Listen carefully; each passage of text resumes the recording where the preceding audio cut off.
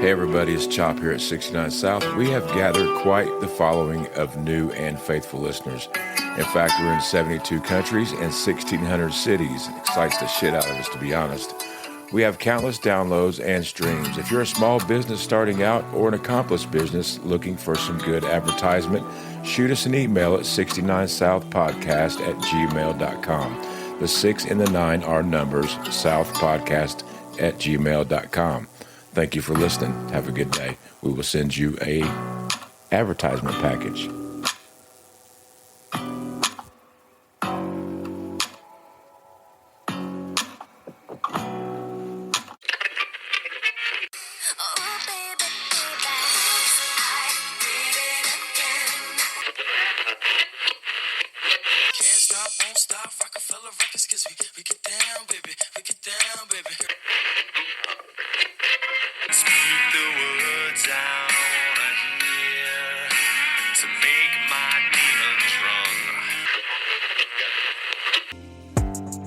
Welcome everyone to Podcast 69 South, where we cuss and discuss true crime, cold cases, current events, and hot topics, along with our state of society today. This is your trigger warning. Our podcast content is produced for adult listeners 18 years of age and older. We discuss situations that may be offensive and triggering to some listeners. Sit back, relax, and enjoy. Welcome back, everybody. Glad you could join us today. We missed you. I'm Chop, your host, and with me always is my beautiful co-host, Julie. How you doing today? Amazing. Man, y'all ain't gonna believe this shit. So we did an episode. When was that episode? March 17th. This dude is, this episode kind of blew up. The first one we did on this dude, Chris Cooley, and because he had like toddler, nasty, disgusting shit on it. It was the first, I think, podcast episode that we had ever done where we had encountered an individual who was looking at child porn, but it was like babies and toddlers. Yeah, that's not child porn. That's torture. That's torture freaking videos. It's nasty. It's fucking disgusting. Well, anyway, guess what? Dude was out on pretrial release. And bond. He had a bond, though. Just like Ryan Davis, except this dude couldn't quit either. So let's get right into it. I mean, he messed up again. Yeah, he did. So on April 28th, 2025, a Detective Henson of the IMPD Internet Crimes Against Children Unit was assigned to investigate a case involving child exploitation and child pornography. Now, this case began on April 24th, 2025, when an unknown woman made a police report to Officer Saring. Now, she reported that she had received an unsolicited text from an unknown phone number which contained an image of child pornography. On May 6, 2025, Detective Henson spoke with the reporter in person. She stated that she is a sex worker who advertised services online using a stage name, and she didn't want to reveal that. Now, she owns 2 cellular phones, one of which she makes available and posts online in her advertisements for sex works. She keeps a separate personal phone, which she does not use for sex work and does not make publicly available. On April 24th at 9:23 a.m., she received a message to her phone ending in 3044, which is a phone she posts online in the text message exchange. Sender 6954 sent the following file. So I'm going to go ahead and read this text thread. Now, the verbal report of the deleted message from the sender was, he had texted her, "Do you offer 2 girl, like 2 females at once?" And she said, "Yes." And then he sent another text that said, "You offer this or know someone that does, willing to pay, got cash in hand." And then he sent the image of the child pornography that I just described. And she said, "No." He said, "I take it you're not into that stuff." And she didn't reply. And then he sent, "I'll pay $1,000 an hour just for the girl." And she says, "What girl?" And he responds, "The non-adult in the three-way. But you don't do that. I'm just saying it stinks." This is the type of disgusting shit that's going on in our world. Keep in mind, folks, this dude's out on bond for having Child exploitation. which was some nasty toddler shit. You guys need to go back and listen to our first episode on this dude because it was shocking. But now he's out on bond. And thank God this sex worker had morals about her. Yeah. And he offered, $1,000 an hour just for her to bring a toddler and herself to do a three-way with him. His crimes are escalating Quickly, freaking very quickly. So before he was just looking, and now, if he got that girl, he probably would have recorded that. Oh yeah. And then he would have been distributing that. I'm not saying he was charged with distributing or touching any little kids, but as you can see in his mind, his crimes are ramping up, escalating. He's wanting to. He's willing to pay $1,000 an hour for a little girl to rape and abuse. Even sex workers have some morals. To that lady who turned this dude in, thank you for having morals, man. Unbelievable. I just hope that, nobody has jumped on this $1,000 an hour before this, man. I can't even hardly think about this bullshit. It just, you think about something and you get a picture in your head. I can't freaking do this with this stuff. I literally can't. I have to smack myself in the face. I don't even know what it looks like. You know what I mean? It's like trying to think about Puff the Magic Dragon in my head. He don't exist. It's disgusting. Now, Detective Henson reviewed these text messages on her phone. She then gave Detective Henson consent to search, photograph, and extract media from her phone. She sat next to Detective Henson and input her passcode to unlock her phone and grant access to the phone by Detective Henson's computer during the process. Detective Henson took photographs of the messages on her phone and also extracted the child pornography file from her phone that Chris Cooley had sent. Detective Henson utilized law enforcement tools to confirm that the phone number blah, blah, blah is serviced by Intelliquent Inc. Through his training and experience as an ICAC detective, Detective Henson knows that Intelliquent provides wholesale communications, interconnection services to service providers, and does not typically have information on end users. By utilizing Intelliquent Inc. online law enforcement portal, Detective Henson discovered that Intelliquent customers servicing the phone number blah, blah, blah is Pinger Inc. Detective Henson requested a search warrant for the records related to the number serviced by Pinger Inc. between January 1st, 2025 and May 7th, 2025.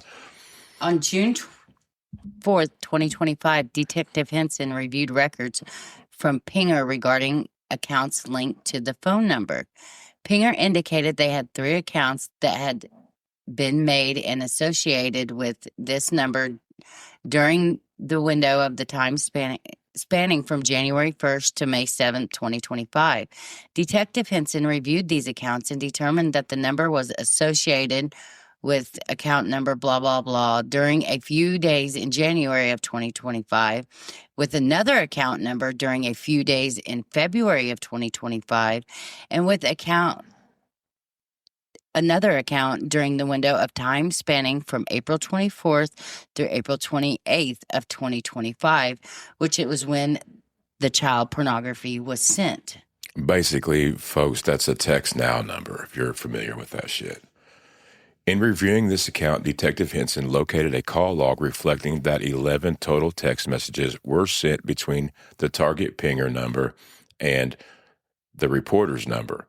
Each of these messages were sent on April 24th, beginning with the target Pinger number initiating by sending blank a text at 1323, which is consistent with her statement and screenshots of her text log from that day. We'll be right back. Hey, 69 South listeners, let's talk about protecting your home with Bulldog Roofing Company. Indiana's wild weather, blazing sun, pounding rain, heavy snow takes a toll on your roof. Bulldog Roofing's top-notch roof tune-up has you covered. They'll inspect your roof, clear debris, secure loose shingles, seal leaks, and clean gutters, stopping costly problems before they start. They also optimize your roof's ventilation to keep your home energy efficient. It's the ultimate roof tune-up. From pipe boot replacements to new roof construction, tear-offs, shingle or metal roofs, and custom chimney flashing, Bulldog does it all. Don't mess around with the top layer of security for your home. Call Bulldog Roofing now at 317-996-ROOF. That's 317-996-7663. Tell them 69 South sent you and get $25 off. Trust Bulldog Roofing to keep your home strong and secure no matter what the weather. Pinger also provided device tokens and advertising IDs for this account. Device tokens, also called push tokens, are a unique identifier used to push notifications from an application or web service to a device's notification system. The push token allows the targeting of specific recipient device with a notification. When a device user allows an application or web service to receive or generate notifications on their device, a unique push code is generated and registered to the service and the specific device. An advertising ID is a unique identifier that allows advertisers and marketers to track a user's activity on a device or an operating environment for advertising purposes. This advertising ID is unique and is assigned to a specific device. The advertising ID can be sent to advertisers and third parties who can use this ID to track a user's movements, habits, and application usage for the purpose of delivering personalized advertisements to the user. Wow, that's that algorithm shit that everybody be talking about. You click on one thing, like you click on one thing on Amazon, and then they're sending you all kinds of shit, like the same shit. Like you see it in your Facebook reel algorithm, right, or whatever, something like that. I've never really had a text now number. I wonder how they made money. So they must be sending advertisements. So basically, it allows that company to track your shit and then send you advertisements based on your activity. That's freaking wild, man, how it does that shit. It's scary. It is scary. Basically, the next couple pages on this probable cause affidavit is so many accounts, and Detective Henson probably exhaustingly had to go through every bullshit account that this dude was using. He had his router all clicked up. We'll talk about that in a minute, but we're not going to read all that stuff. It's kind of boring, but Detective Henson did some work to get this dude caught this time. He sure did. On June 5th, 2025, Detective Henson reviewed records from Comcast for the IP address, whatever. Comcast indicated that they could not locate the subscriber data for this IP address. Detective Henson spoke with a Comcast law enforcement representative regarding this result and learned that there was no record of a subscriber due to a rare networking occurrence related to the router reporting null values. Detective Henson learned that this is a rare occurrence and does not mean that no one used the IP address, only that Comcast cannot query by the IP address to provide a subscriber history due to the router reporting null values. This most commonly occurs when a person is using a router that is not registered with Comcast or which was incorrectly registered with Comcast, or if they have a VPN, which is a virtual private network. What that boils down to is dude thought he was smarter than law enforcement, because this shit started immediately after he got out of jail. On June 9, 2025, Detective Henson reviewed a response from Apple regarding a search warrant for the Apple iOS device token provided by Pinger. Apple was unable to locate an account using device token data. On June 9, 2025, Detective Henson reviewed a response from Google regarding a search warrant for Gmail address, blah, blah, blah, I don't want to say it, but the user provided subscriber information for this account is and then it had the name Alvin, date of birth June 10th, 1980, and a different phone number. Basically, that's his birthday with a bullshit name on a text now number is what that means. Within aggregated activity logs, Detective Henson found that the Alvin Google subscriber accessed Google services using the same Comcast IP address as the Pinger subscriber. So this means that the Google user, Alvin MDM80, accessed Google via an IP address on April 24th, 2025, the day before child pornography was sent via Pinger. Detective Henson also discovered device files that showed that the user had accessed Google Blue phones using an Android operating system utilized by TracFone as a carrier. Detective Henson knows through his training and experience that TracFone is a cell phone carrier that utilizes Verizon cell sites. Additionally, Detective Henson located install history that shows that the user had installed the Pinger app from the Google Play Store, as well as an installation of an account services application for TracFone. So I'm getting by this. He had an iPhone that he probably communicated with everybody on. Then he had a burner phone, as we call them, using all this TracFone bullshit. Well, actually, he had a flip phone because he was on pretrial release and he wasn't allowed to have any phone. So he had 3 phones. He had more than one, apparently. So he went and got him another one because, when the detectives took his, they didn't give that shit back yet. Hell no. That's in evidence for trial. You could tell, man, these detectives are on their shit, and thank God they're fighting really hard for this child pornography shit, man, because it just, like we've always said here on 69 South, it's like dope to these dudes, and this dude is our best evidence of that. He was out on bond for the bullshit. Now he's offering $1,000 an hour to get little girls brought with a prostitute. I mean, he's escalating fast, like Julie said. Detective Henson discovered that the Google account had been accessed by a Comcast IP address, that this is different than the one previously described. Specifically, the user accessed Google via a very long IP address with Comcast the day that the child pornography was sent via Pinger.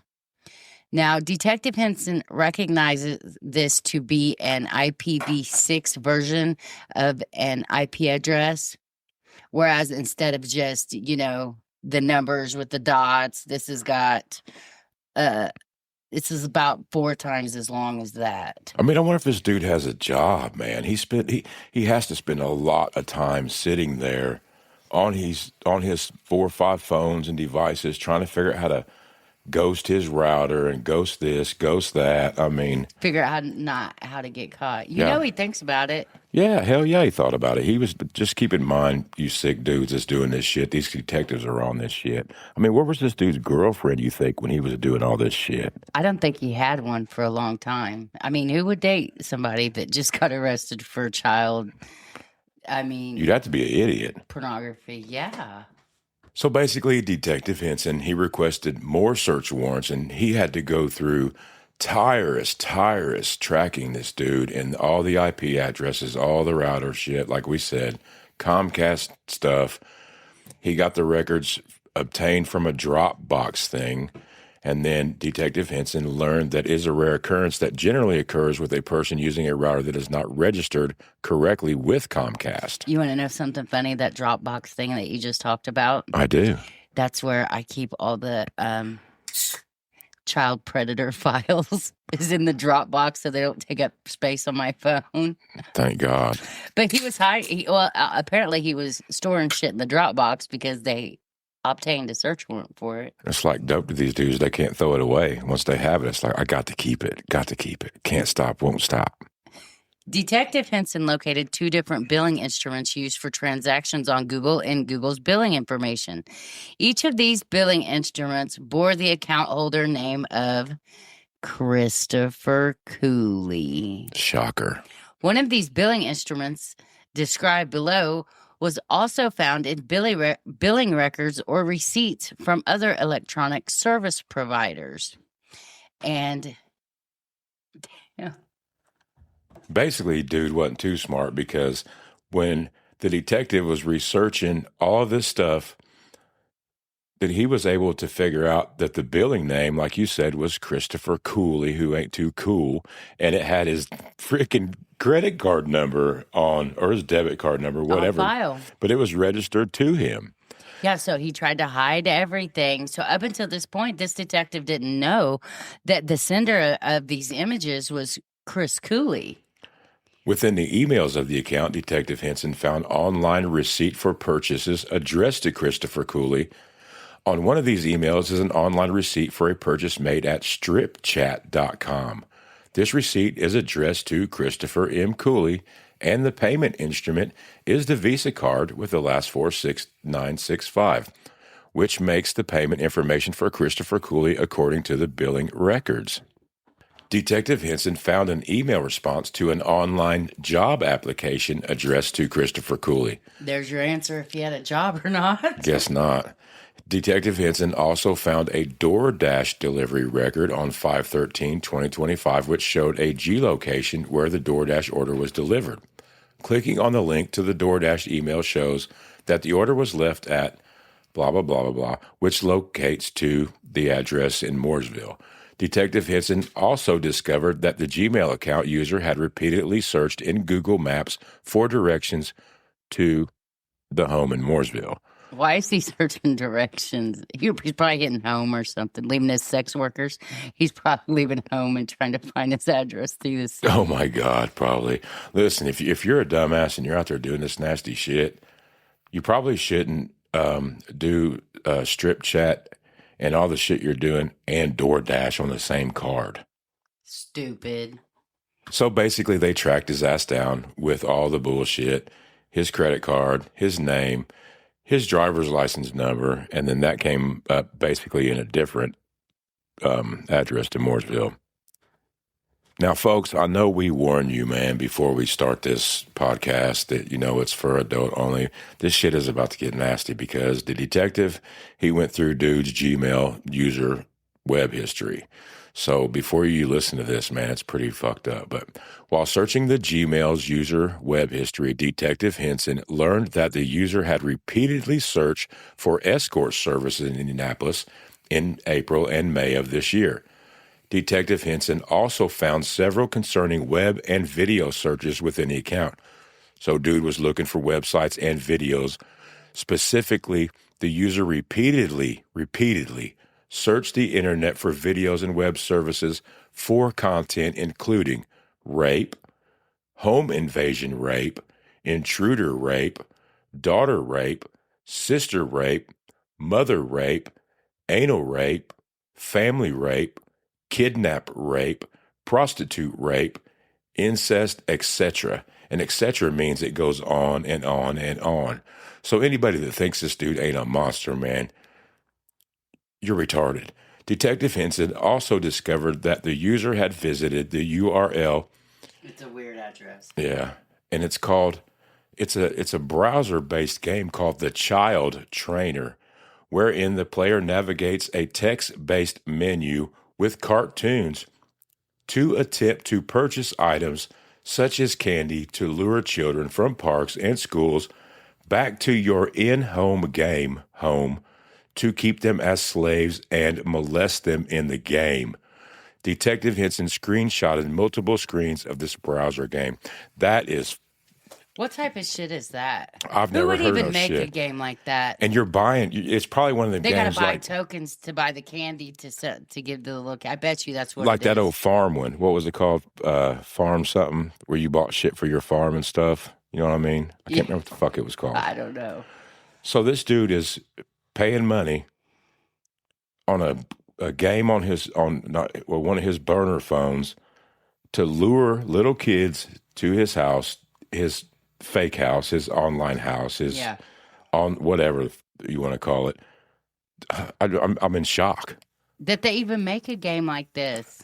whoever owns this game needs to shut that shit down. That's just fueling the fire for these pieces of shit to fantasize about what they really want to do and make it more easier for them to rectify it in their head.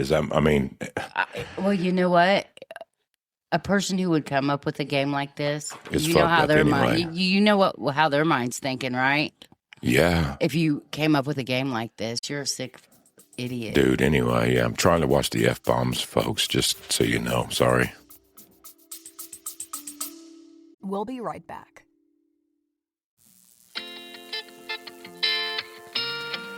Hey, everybody, this is Chop from 69 South, man. While we're taking a little break, get up, get yourself something to drink, grab yourself a plate of food.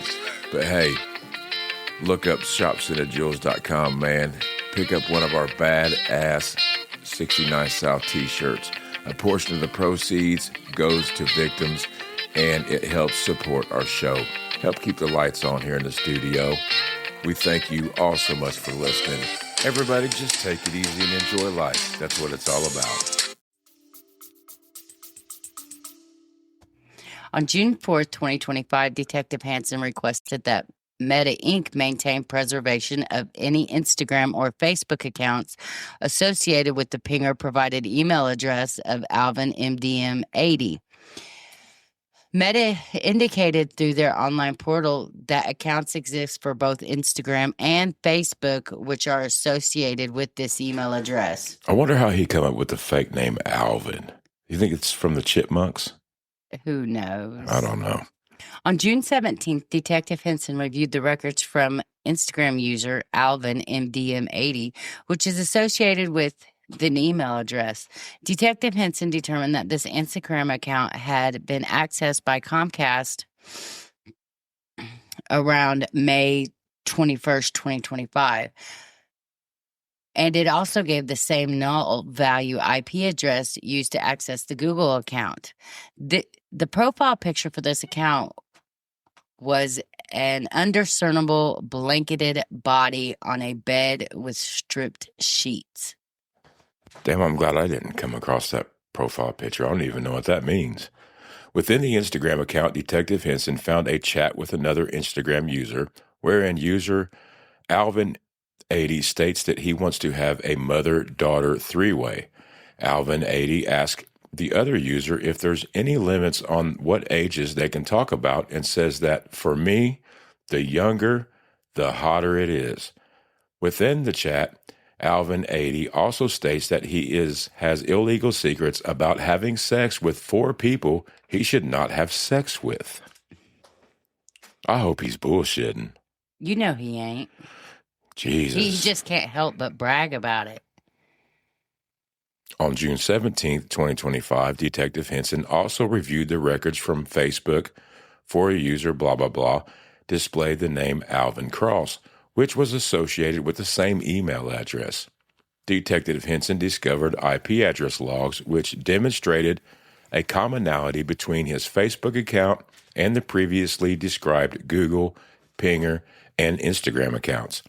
Detective Henson determined that this Facebook account had been accessed by Comcast IP address 50 letters, blah, blah, blah, which is the same null value IP address used to access Google account Alvin80 and to access the Instagram account Alvin80. Additionally, this Facebook account was accessed by the same IP address, which the null value Comcast IP that accessed the Pinger services while utilizing the telephone number, which is right there, but we ain't gonna say it. These numbers, man, I mean, there's thousands of numbers. But look how look at the digital footprint that it's all It's like a fingerprint. It's literally like a fingerprint, people, if you don't know, because I'm learning new everyday shit. This is crazy how they can track this shit. But thank God they can. Thank God they can. Thank God for Detective Henson, man. He's a beast. Get busy. On June 30th, 2025, Detective Henson received records from Verizon for the following Verizon IP addresses. Now, he learned from Verizon that these IP addresses are network address translation IP addresses. Through his training and experience as a detective, he knows that network address translation is a method used to conserve and efficiently utilize the finite amount of possible IP addresses in existence by allowing multiple devices on a private network to share the same public IP address at the same time. This is accomplished in part because the individual's device access the network using different ports despite sharing the same IP address. As such, in the event that ports are known, a given IP address can be resolved to a single device. However, if ports are not known, then multiple devices will all resolve to the same IP address on a given date and time. Nevertheless, a single target device can still be determined by comparing records from multiple different NAT IP addresses over several instances in time and identifying the common device amongst many that have accessed the network using those individual IP addresses on separate instances.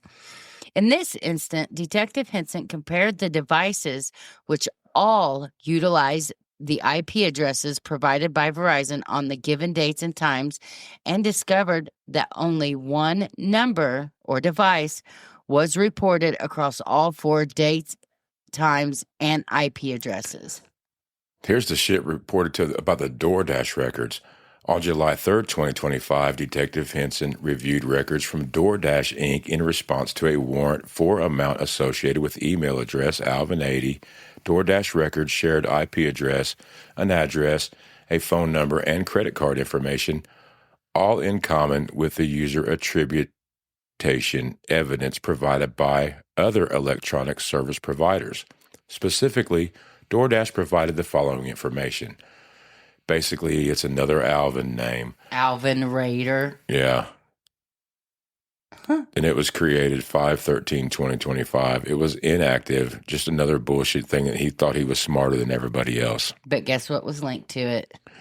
His debit card. His same debit card. This dude is stupid. Stupid, man. Detective Henson ain't, though.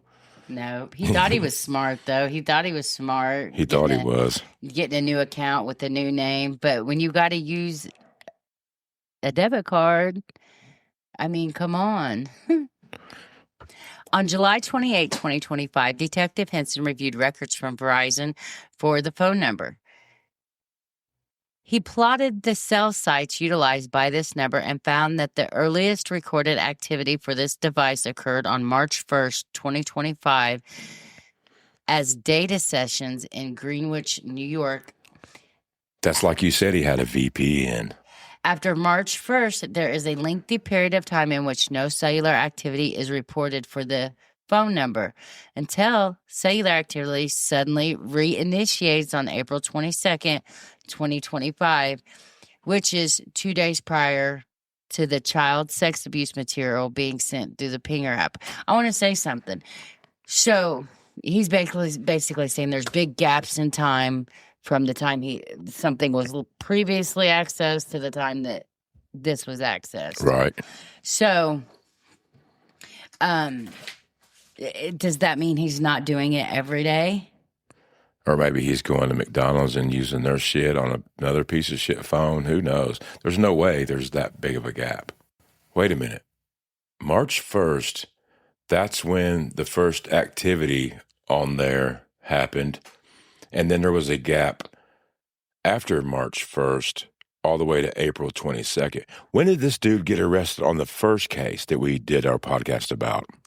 They filed charges on him on March 6, 2025. Oh, so this was some new shit that he had before he got arrested. So he had this phone or device before he got arrested. So first time. So he bonded out and then quickly got back to it on one of the devices that they didn't bust him on, obviously. Yes. I don't know. Cooley, you ain't so cool. Let's go into search warrant and suspect interview because this shit gets good. That's crazy. So on August 12th, 2025, Detective Henson learned from Morgan County Probation Officer Jack Blackman that Cooley had very recently moved to an address in Indianapolis. Detective Henson drove to this residence and saw Christopher's Ford Mustang parked in the driveway. Detective Henson requested a search warrant for the residence at the address. The person of Christopher Cooley and Christopher Cooley's Ford Mustang, so he applied for a search warrant for him and his ride. Detective Henson served the search warrant on August 12th and encountered Christopher inside of the residence. Detective Henson took Christopher into custody and seized a lively flip phone from Christopher's pants pocket. Detective Henson then transported Christopher Cooley to the Mooresville Police Department for an interview. Detective Wunsch, damn, I don't know how to pronounce that shit. What is it, babe? Don't do that to me. It's Wensch. I've never seen that last name. Detective Zotz and Detective Wendling stayed at the residence at the address to continue the search warrant service and recovered multiple electronic devices from inside of the residence. On August 12, 2025, Detective Henson interviewed Christopher at the Mooresville Police Department. Christopher was read his rights from an IMPD-issued Miranda waiver form and repeatedly stated that he understood his rights. The following is not an exact transcript of the interview with Christopher, but is a summary of some of the statements made by Christopher during the interview. Christopher stated that he had been living at in Mooresville until approximately 3 days ago when he began the process of moving his belongings to an address in Indianapolis to live with his oh-so-amazing girlfriend, Ashley. While Christopher lived in Mooresville, he lived with his family. While living at that address, Christopher's internet access was provided by Comcast Xfinity. Christopher initially claimed that he only had a flip phone, which had no internet access capability due to his status on being on pretrial release for a child exploitation offense. So he said he lived with his family, and then he had just moved up to Nap with some chick that he probably met on the internet. I'm speculating here, but... Well, I guarantee you he met her, which we got some interesting... Oh, boy. We have to have an interesting conversation after we talk about this PCA about Chris's new girlfriend. Yeah, because she's going to be at our doorstep here shortly, is what she said. She said she's going to come, she's going to go bail Chris out of jail, and she's going to come protest. Sorry, it's just funny to me. She's going to come protest on my front door when she gets out of jail. And there was even a funny comment that said, well, what are you going to protest, for your pedophile to live in peace? Come on, girl. Me or any of the hillbilly neighbors that I have down here, I probably don't think you need to be down here with picket signs saying... Protect my pedophile. Yeah, because it won't go well for you. I'm just saying it's probably be a messed up situation. As the interview progressed, Christopher admitted that after he was released from jail for his pending case, he purchased a BLU phone using a track phone cellular device service from Meyer. Christopher admitted that he used the email address blah, blah, blah to sign up for services when he activated this new phone. Christopher explained that Alvin80 was a name he chose because he enjoyed watching the online game streamer named Alvin, who played a game called Yu-Gi-Oh! In a master... That's a Pokemon shit. It is, ain't it? Well, I guess now we know who Alvin is. Maybe this dude's got like the mind of a fucking 10-year-old. Maybe that's... I don't know, man. Maybe that's what's wrong with him. Oh, man. That's messed up. Sorry, I didn't mean to interrupt. That's okay, baby. Christopher admitted that while he had this blue phone, he did use the DoorDash delivery app to order food to his home, and that he used his J.P. Morgan Chase bank card to pay for the transaction. You know, these detectives were like, look at this. You're not going to admit to this. Look, this is your IP address. This is your credit card. And he was just like, he's probably such a little bitch that he was just I bet he about pissed down his leg. You're right. I did. Did. I did this. I did this. At least he's admitting it. You know what I mean? I hope he shivered in fear. I hope he did too. I hope they put a 300-pound big old nasty detective in there and was screaming his little bitch ass what he wants to do to little kids. Christopher admitted that he used his his bank card to order food for the transactions. Christopher did not remember downloading an app called Pinger on his phone. That's because nobody knows what Pinger is. It's just text now shit. But he believed he may have downloaded a free text messaging app on his phone, though he thought that the name of that app might have been text-free. See, I should shut up with my comments until I read the rest of it. Christopher knew that he was not supposed to have a phone with internet access. Christopher stated that his brain was going crazy while he had this phone because of the constant temptation of watching pornography on the internet, and that he was concerned he would end up watching something he was not supposed to watch. That's what 69 South is talking about. The dude literally could not freaking help himself. Christopher stated that he kept this phone for approximately 1.5 months, but that he physically destroyed the phone and threw it away sometime towards the end of April 2025. So he must have just got that blue phone or whatever. That must have been his burner phone. And then he got arrested on around March 6th. I can't remember the exact date. That's the day they filed the charges. I'm sure they got him within 24 hours. They weren't messing around. Warrant, they took him in. But so he had this phone before he got arrested the first time. And I bet you he got paranoid and was like, yeah, fuck, man, they're going to find my phone or whatever. And he got arrested and got rid of it. He had this blue phone. Before he got arrested, he copped the new charges. So this phone must have been hid at his family's house. And then when he got out of jail, he went right back to it. Unbelievable. Christopher admitted that while he had his blue track phone, he used it to contact escorts. Christopher admitted that he has met with and communicated with several sex workers, and that he would find these sex workers by searching the internet, particularly on a website called skipthegames.com. I wonder if that means skip the pimps. Go straight to the source. Christopher recognized the name of one such escort as being redacted and remembered her as being a black woman who offered sex services involving a second woman, Two-Girl.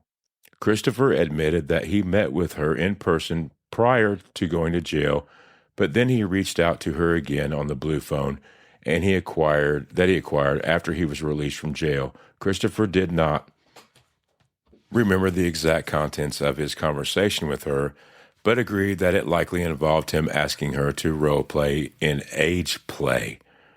Through his training and experience as an ICAC detective, Detective Henson knows that age play is a slang term for sexual role play involving two adults, at least one of which is pretending to be a minor. When Detective Henson read Christopher the contents of his text exchange with her, Christopher admitted that this was the conversation that he had with her, and this was the type of conversation he would have with escorts. I mean, so this is the type of conversation that he would have with the escorts? Yeah, call me daddy, act like you're a little girl, put your shit in pigtails, wear some glasses, put a backpack on your shit. Oh. Well, I mean, I'm just saying.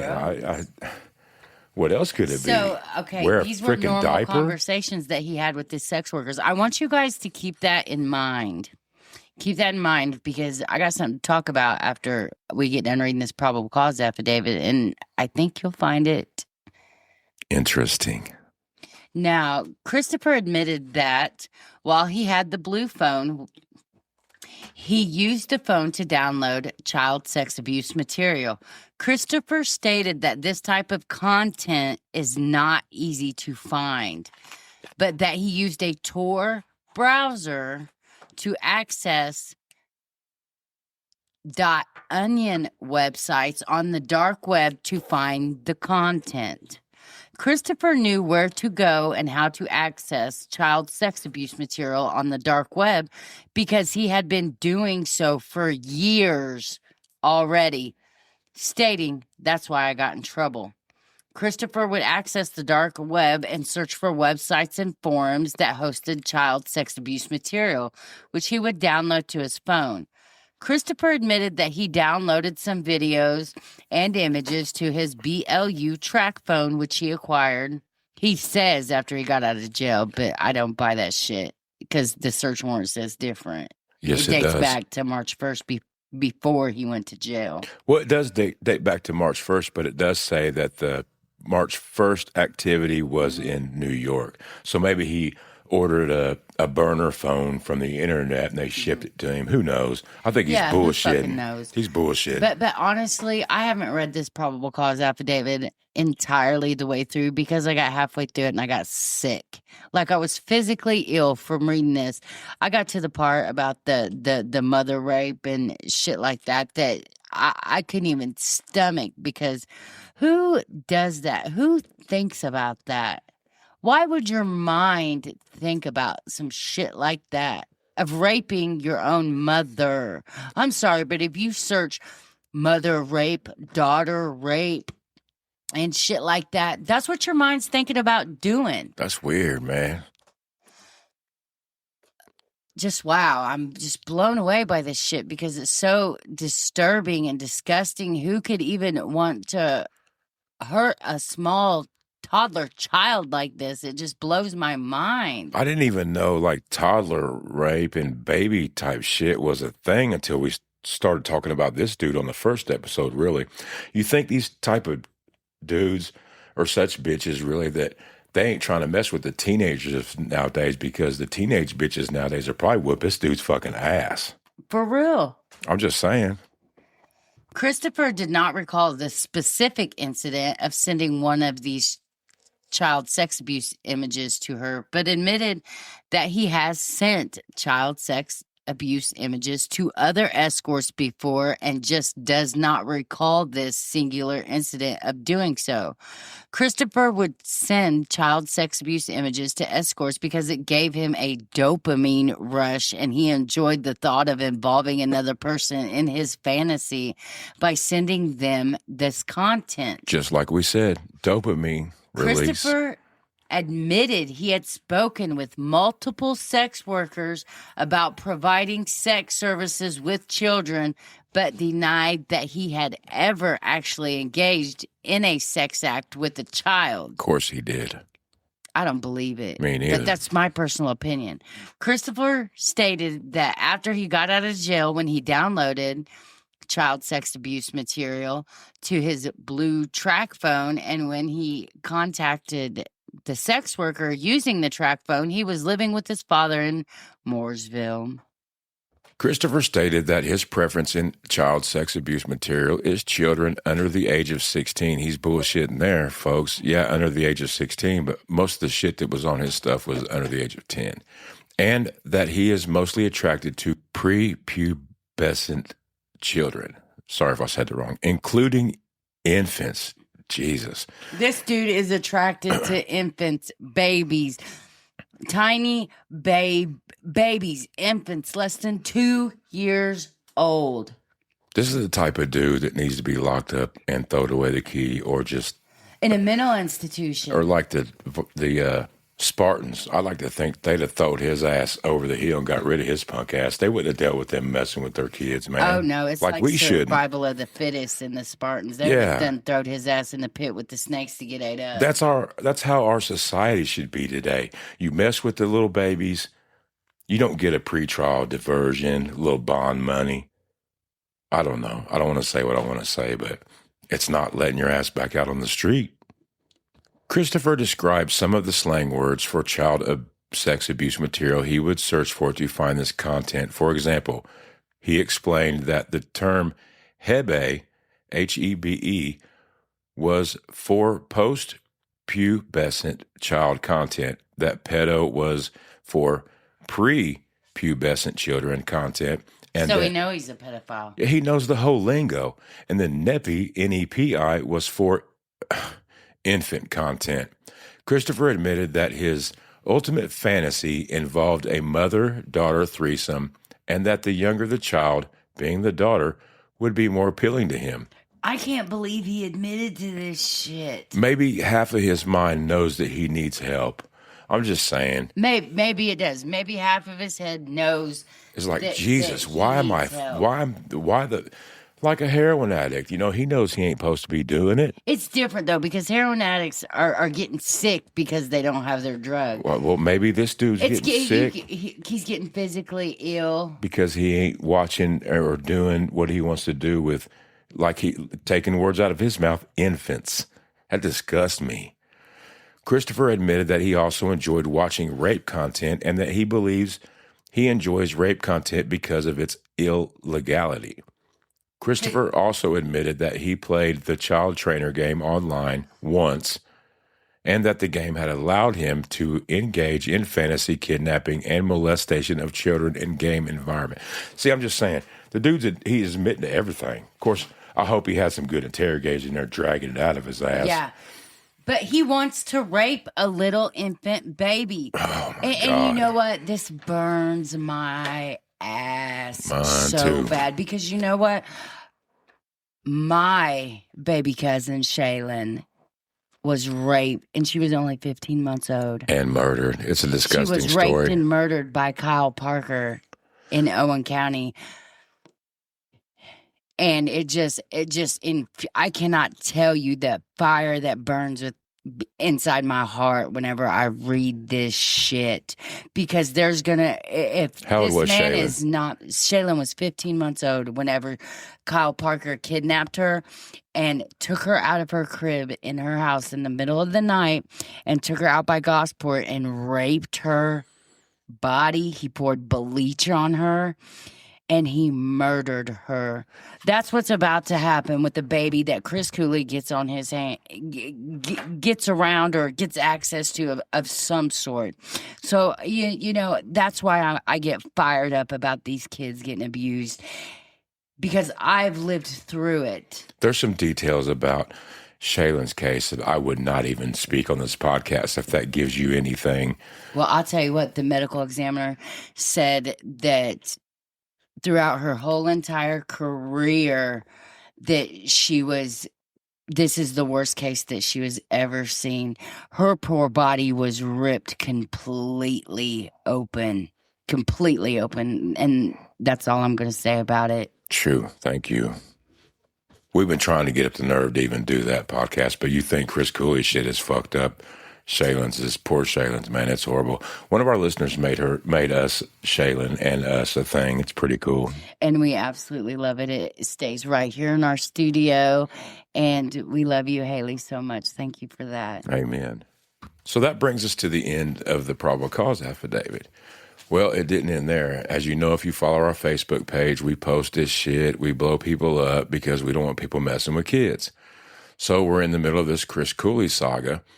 The Mooresville man that he's been repeatedly charged with these child exploitation, possession of little baby pornography. But in the comments of our Facebook post, Ashley Nicole Lamb, a.k.a. Ashley Kennedy, has been his loudest defender in our comment section. She's spinning tales of addiction, redemption, and change. But her words are riddled with deflections, demands, and downright contradictions, especially about her kids. Today, we're weaving in and out of the key points from our ongoing discussion. Her comments, our proof drops, the re-offending risk, her suspicions, we rehabilitate slip, and that glaring kid safety flip-flop. We'll break it all down, add some hard stats, and share our complied thoughts on why this screams for scrutiny. Kids first always. Tell them, babe. Okay, so remember when Christopher Cooley admitted that he's been reaching out to all these sex workers and admittedly talking to them about this child porn bullshit and all that. And the role-playing shit. The kitty role-playing shit. Because he's got this kitty fantasy or what the fuck ever it is. It's gross, whatever it is. That's what he's got. He wants to find whores or escorts, to make his dreams come true. Anyway, we normally don't bring anybody else into anything when it comes to family regarding these predators of innocent children. But, you know, we posted this story. And when we post stories, sometimes there's a lot of vocal comments and sometimes there's not. But This time, this girl, Ashley Lamb, could not stay out of the comment section. Folks, I'm talking about over 300 comments. This girl could not shut up. Go check it out. And it's all defending and make excuses for Chris Cooley. And I'm sorry, but I'm going to call that shit out because it's gross. You do not make grown excuses for a man who admittedly wants to harm little kids and children by doing it and consuming it. He was willing to pay a sex worker $1,000 an hour. He ain't afraid to send them no pictures of child pornography and no shit like that. Thankfully, he got turned in. That there was a woman that couldn't stand the thought of no baby getting hurt. And her heart told her, I gotta turn this dude in. He's sick. I mean, I'm not dogging on sex workers at all. If that's the way you live and that's how you're taking care of your family, do you? I don't give a shit. You're an adult, do you? You know what I'm saying? Whatever Thank your God. choices are your choices. We don't judge nobody. Don't care. I will judge a pedophile, though. So anyway, starting with Ashley's baseline defenses. She owns up to Cooley's child pornography cases, but minimizes hard. While yes, and I quote, while yes, he has these cases for CP, he did not create the material, only watched it. I'm not condoning his actions by any means, but he isn't the monster y'all are portraying him to be. Why aren't y'all going after and exposing and exploiting the real criminals and monsters who are creating this type of material? First thing, I'm not trying to exploit anyone. I don't go out looking for people to do these stories on. They pop up in the, jailhouse roster for crimes against children. That's how we find the shit that we do. And she's claiming that she's pored over his case documents and found nothing, insisting that it'd be charged as child solicitation if true. And so why don't we just stick to the facts here? We didn't bluff. We provided the proof, telling her exactly where to get the probable cause affidavit from public court records, unedited, official docs, laying it all out. But Ashley accuses us of tampering. She said, "How do I know this document isn't edited? I think you edited it," providing pictures, actual pictures of the entire probable cause affidavit. If you can't do that, I'm not going to believe a word you say. No, Ashley, we don't edit affidavits, which we never have, folks. If you know us, we don't bullshit about nothing, man. Cooley's monstrous actions create all the evidence needed. The docs are public. Go fetch them yourself. The denial, it's denial, not diligence. Now, Ashley's redemption narrative, everything bad predates their relationship. And I quote, "This happened before him and I were together, and I've not seen this behavior from him since we've been together, as he's not had access to anything since living at my house." Now, let me tell you what. They served this search warrant and what it says by the PCA that Chris Cooley had lived at her house for 3 days. He had been there for 3 days before served this search warrant. So they've only been together a few months, and she's dying on his heel. Now, she stated, so since he's been living at my house, quote unquote, he's allegedly device free except for TV. The only electronic device he's had access to is a fucking television. She set up site blocks after his open and, I quote unquote, open and honest confession. We were literally together every moment of every day. The latest case, which was filed on August 13th, stems from April, yes. And then she states, yeah, in April, he had a slip up or an accident in April, but he hasn't had one since. No, I'm sorry, but an accident is called shitting in your pants, okay? That's an accident. Not looking up babies getting raped. That's not an accident. Not That's looking not up an anybody accident. getting raped is not an accident. It's the shit that you want to play out. It's the shit that you want to live. That's what your mind's thinking. We all know it. Anybody can get into your phone. They're getting an open invitation to what runs through your mind. She also said he hadn't had access to any electronic devices, but as the police stated in their search warrant, they found multiple. It's just, so we know that's bullshit. I'm sorry, but this girl is blind. She calls it an addiction as a recovering, and I quote, this is what she said. I'm quoting her comments.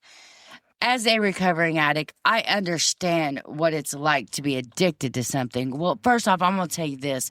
Being addicted to dope, like meth and heroin, is completely different than being addicted to seeing little babies get raped.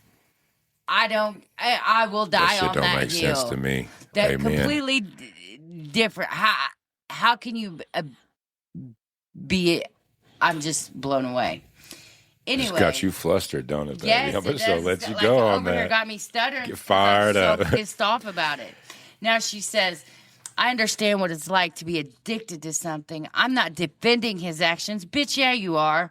By any means. I'm defending the person he is today. It's been 4 months. Are you fucking kidding me? The person he is today.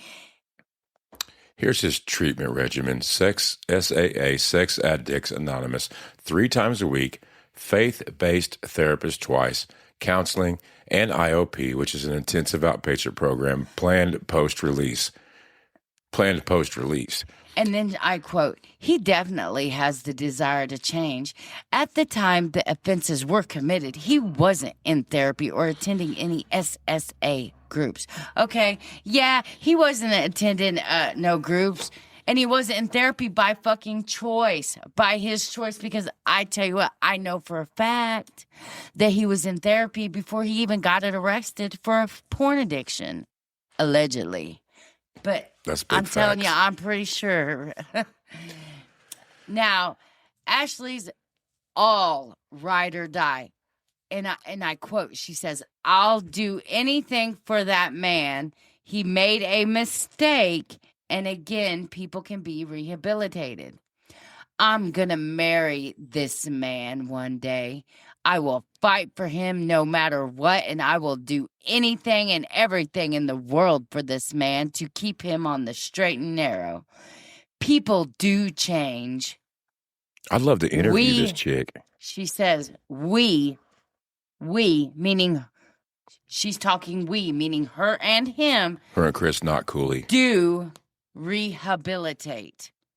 That we do rehabilitate is slippery. As a recovering addict with 2016 legal issues that cost her custody, is she simply implying she's a rehabilitated drug addict, or is she saying I'm a rehabilitated offender, like child sex offender? I mean, her past troubles kind of scream red flags, because I haven't dug on her a lot, but she openly admitted that she had a case. But her defending Cooley's child sexual abuse material addiction like this, what this does is it enables the cycle. If she's lumping herself in as a quote-unquote rehabilitated pedophile, that's a massive call-out. I mean, That's a big if, though. Now, on reoffending, Ashley's hopeful. And she says, offenders and reoffenders can and do change. I've seen it firsthand. I've seen it firsthand. Not What? sex offenders, but like pillheads or alcoholics and shit like people that. with the physical addiction. Or Right. I There's guess obviously it is physical and mental with Obviously a big opiates difference and in these stuff like chomos, that. man. But so she says, just because someone relapses on something they are literally addicted to doesn't mean they aren't capable of changing. What he did before me is irrelevant. The past is the past. You know, but statistics do not at all back blind faith. The U.S. Department of Justice reports show child sex offenders recidivate at 13% in 5 years, 18% in 10, 23 and 15, and it goes up to 52%. over the years. So over the years, it gets higher and higher and higher and higher. It's crazy. But Cooley's April relapse and the 2025 rearrest proof positive that change isn't guaranteed. Pedophiles can reoffend, and betting kids' safety on he's different now is reckless. I mean, that conversation is a little messed up. We get with somebody like, hey, your past is your past. I get it. But like when somebody says that, that means like, did you have a DUI, or did you, slip up and, went to the bar, had a few one-night stands or some bullshit like that? Not my past is I have an addiction to watching toddlers get raped. Yeah, that's a past that I could never look over. Now, the biggest alarm in this, in Ashley's comments, are about her kids. Now, Ashley insists there's no risk at all because, it wasn't about a CPS case or anything like that. She said that my children live with my brother, and when I do get visitation with my children, it's an outside location, not at my house. She gave them up for adoption in 2016 post-legal issues, and she states she's proud of the young men and women they are becoming, which, is perfectly fine for a mother to say. But then she slips. Comments like Cooley treats her and her children great, implying he's been around them. How can he treat kids great if he's never met them? I mean, yeah.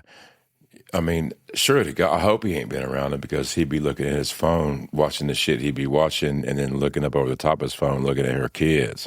If he's looking at other kids like that on the internet, you bet your ass he's looking at them kids in real life in person just like that. Miss Lamb, we ain't trying to dog you, man. We just hope you get your shit together and take off your blinders or whatever you got on for this Chris Not So Cooley. Now, this contradiction screams exposure. Cooley's charges are pretrial conditions that likely ban contact with minors, especially with a warrant for violating release.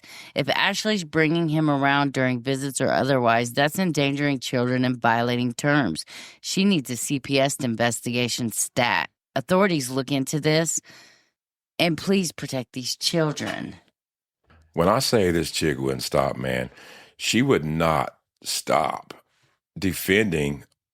I'm talking about like on the hill defending this dude. I'm talking about like 200-300 comments dogging us, dogging every aspect of what we stand for. So, I mean, you get to reading through these comments and you see questions, and she's talking about how she's going to bail him out and basically writes a love note to this dude on our page. When I initially read it, I thought, oh man, she must have been talking to text and forgot to hit enter and then went to talk to text Chris or whatever, send him a message, through the jail iPads or whatever it is. I'd be surprised if he gets one of them.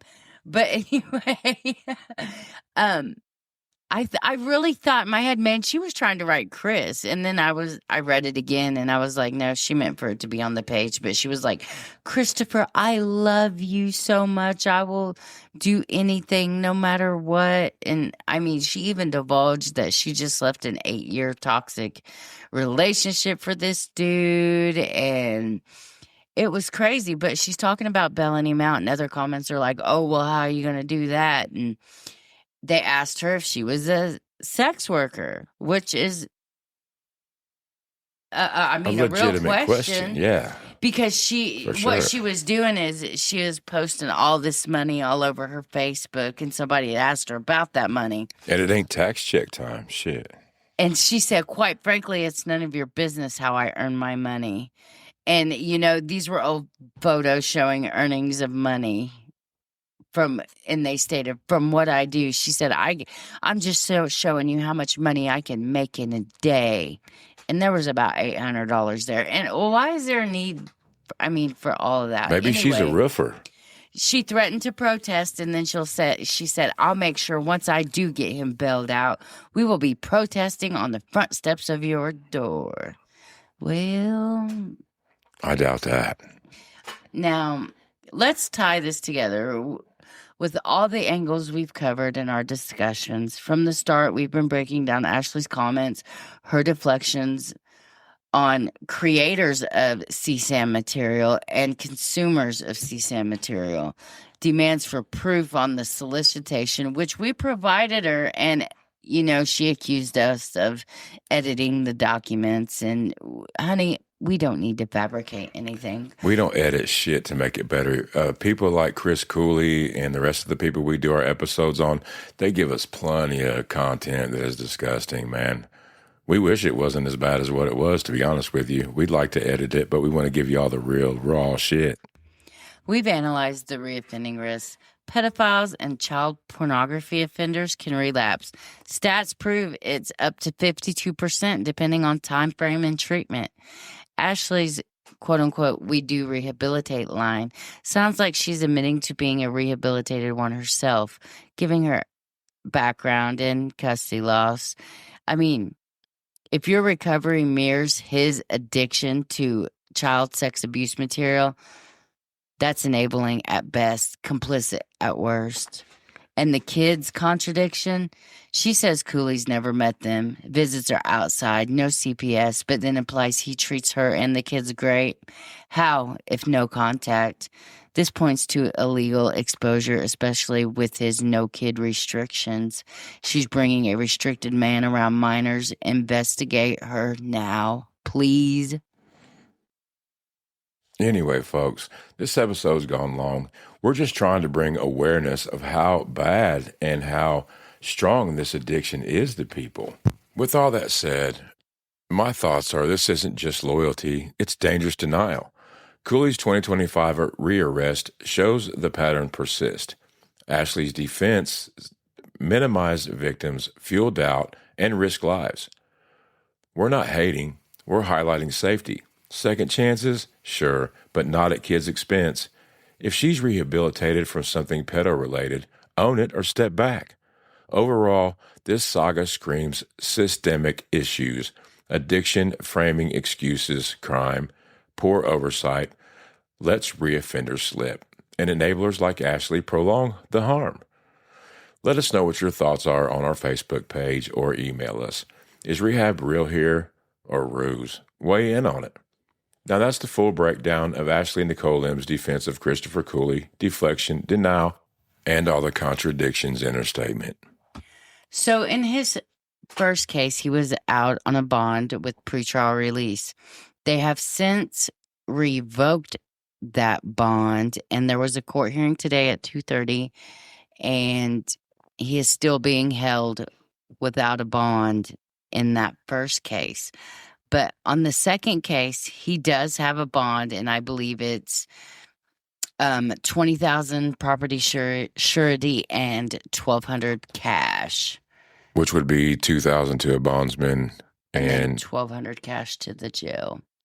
So $3,200, and his bonds paid on this second case. But he's being held on the first one, so I like to think our podcast had something to do with that shit. Me too, and I hope that he has to sit there until it's time for his trial, and I really hope he has a come to Jesus meeting or a come to Jesus moment while he's sitting in jail. I wonder if they have in that jail a block called 69 South, because they got Nathan Bailey in there. We covered him. They got Ryan Davis, Jacob Wessel, Chris Brittany Cooley, Fortenberry. Brittany Fortenberry. I'll tell you what, Schultz. if they put dudes like this in a regular block, he's going to have a come to Jesus moment when they bust his ass, I'm telling you. I mean, I know they don't mix girls and boys together, but they probably got a men's block with them in it, and secretly they're like, I hope the COs are like, yeah, block. he or she, yeah, they in the 69 South Club. They've been on the podcast. They've been fucking up real decent. I bet they're all in there bonding over it. Like, oh my God, did that fucking podcast put you on there? I can't believe they're doing this to us. All we did was molest a few kids or touch him or look at him or allegedly. Anyway, folks, what's real important to us, man, if y'all show up to the Stafford Walk, it is August 25th at 12:30 p.m. Show up and show out. Yep, have some signs ready. Get ready to protest The Brian stuff. and Sonia Stafford and the abuse they did to their victims. There's 11 that's come forward, but I feel there's many more. So we also have some updates coming about to do with Ryan Davis, the case we just covered. Also, we have an update about Jacob Wessel, which he was charged with new charges, and we'll be getting to that in one of our upcoming episodes. But if you support us and want early releases and access to court documents and things of that nature, join our Patreon at patreon.com/69South. And Help us keep the lights on in the studio, folks. amen. We love you. Show us the love back. Until then, have a good day, good evening, whatever.